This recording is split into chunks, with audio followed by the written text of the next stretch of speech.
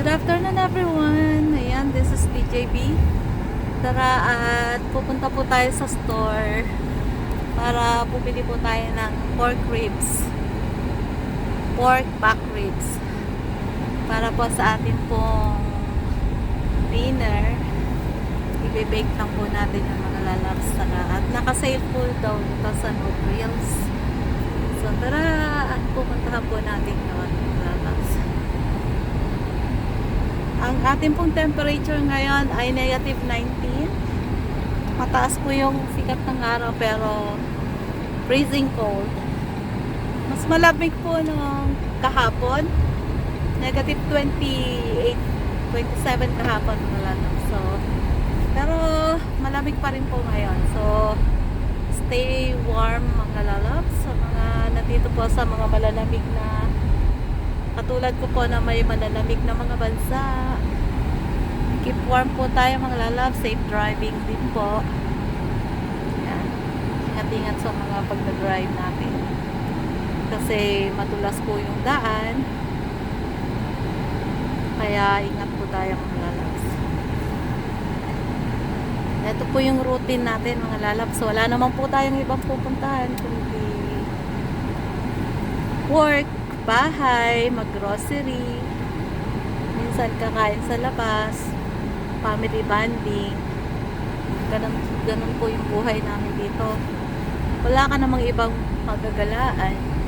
Lalo na pag gantong winter season, mostly sa bahay lang, nakakatamad po lumabas. And lalabas ka lang para bumili po na mag-grocery. Yan. Yun po yung ating mga routine dito. Like dyan sa atin sa Philippines, ang dami natin pwedeng mapuntahan, diba?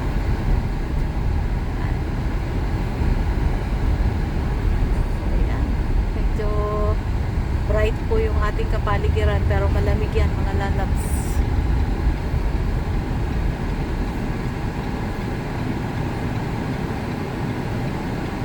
Grocery. Mas okay po kasi yung yung hindi mo na lang i-stock yung total malapit naman po kami sa mga grocery store. So mas okay po yung bibilin mo na lang yung lulutuin mo kaysa yung i-stock natin ipo-frozen tapos ang tagal niya bago matunaw.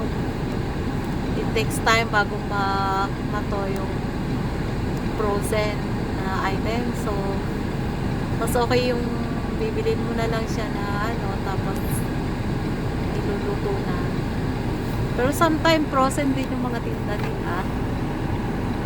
Pero yun nga, katulad ng nasabi ko, like halimbawa mga vegetables, mas okay po yung bibili mo na lang yung kailangan mo kaysa yung stock natin. Minsan namamalaya natin, rotten na pala yung mga vegetable natin, hindi natin na pala naluto. Nasasayang lang, diba? Nawe-waste na. So, mas okay po yung pagluluto ka, bibilin mo yung mga ingredients mo para walang nasasayang.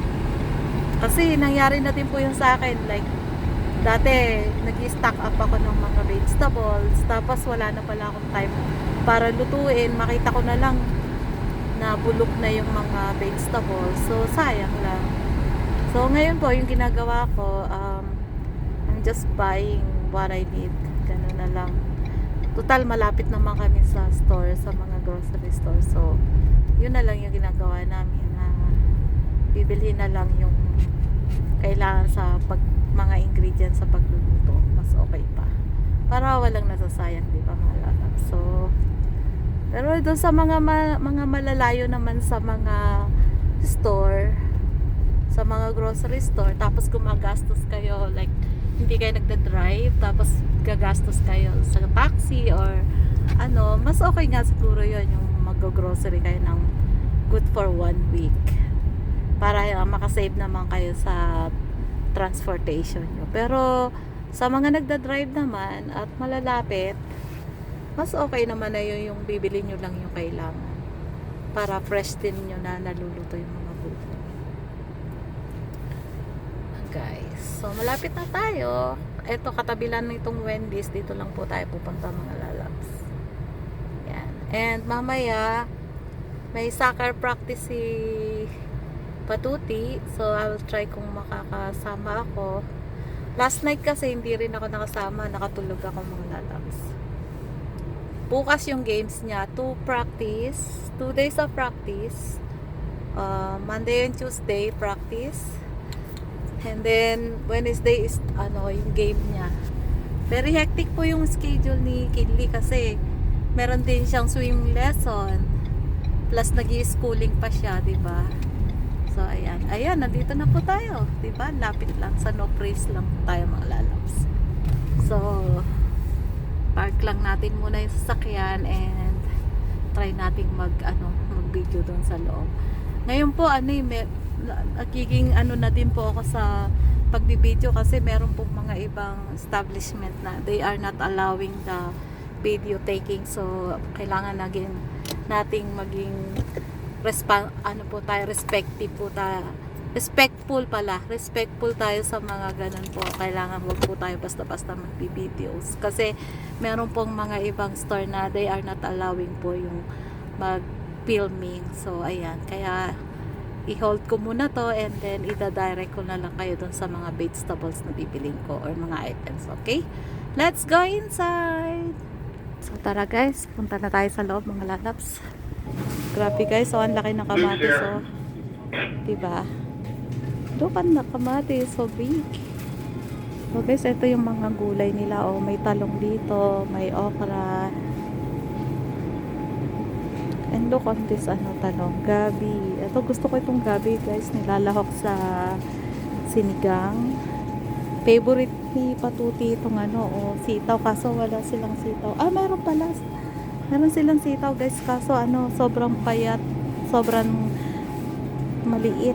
Ito yung kinain ni Patuti guys, cilantro. Gusto niya to guys, cilantro.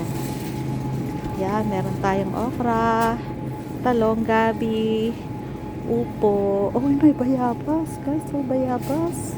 This is the guava.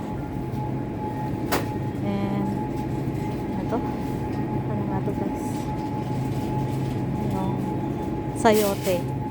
And ampalaya, radish. Ito yung patola na mahaba. And ito chico guys, masarap ito. Tingnan nyo, ang mahal niya, almost $6 yung per lang niya, per guhit. Chico yan guys, masarap yan. Diba? Chico. Ano kayang prutas to guys? Ito. Mangustin. Ang mangustin ito to mangustin. Pero ano kaya itong orange na bilog na to? Ayan, dami kong prutas na hindi kilala. Masarap ito guys. Ito to. Chico, hilaw pa yung Chico, pero masarap to. Masarap yung Chico. So ayan guys, ito yung mga ibang mga prutas. Ito ano to? Kumquat? Ano yung kumquat? Para siya siguro ding lemon, no? Kumquat ang tawag I don't know what is kumquat is. Guys, tayo ng bawang guys kasi yung bawang ko sa bahay nalayot na. Ito 99 cents, so almost $1. Ito, kuha lang tayo nito kasi madali lang pong matuyot yung bawang, so isa lang po yung kukunin natin. 3 naman yung laman niya. Ang ganda lang kamatis guys. Alam nyo guys, kumakain ako ng sariwang kamatis, paborito ko yan, diba? So may kamatis pa ako sa bahay, ubusin ko muna yung 3 pa yung kamatis ko, so ubusin ko muna. So guys, nandito naman tayo sa mga meat section. Ito, naka-sale po yung itong ribs. Ito yung bibili natin. I-bake po natin yan mga lalabs. Limit of 1 lang siya mga lalabs. So, naka-sale siya. So, ito one of my favorite guys. Ito. So, yeah guys, punta na tayo doon. Nakakuha na tayo ng ating meat. Ito, naka-sale siya mga lalabs. Ito, para siyang ano to? Muffins? I'm not sure. Ito. Gantong nakabunton sa gitna guys, ibig sabihin niya naka-sale yan. Ayan, limit off. 4. Ayan. Pero hindi ko na kasi pinapakain si Patuti ng mga ganito eh. Inavoid na niya yung mga ano, mga ganto, mga sweets. Guys, ang daming Indomie oh. Ayan. Ito yung pambansang noodles ng mga OFW, Indomie. So, ayan guys, yan po muna. Tayo po ay magbabayad na po sa atin po sa mga napamili. Thank you guys for watching. God bless you all. Mama. See you guys next time. Shout out sa inyo dyan. Thank you. Bye everyone. God bless.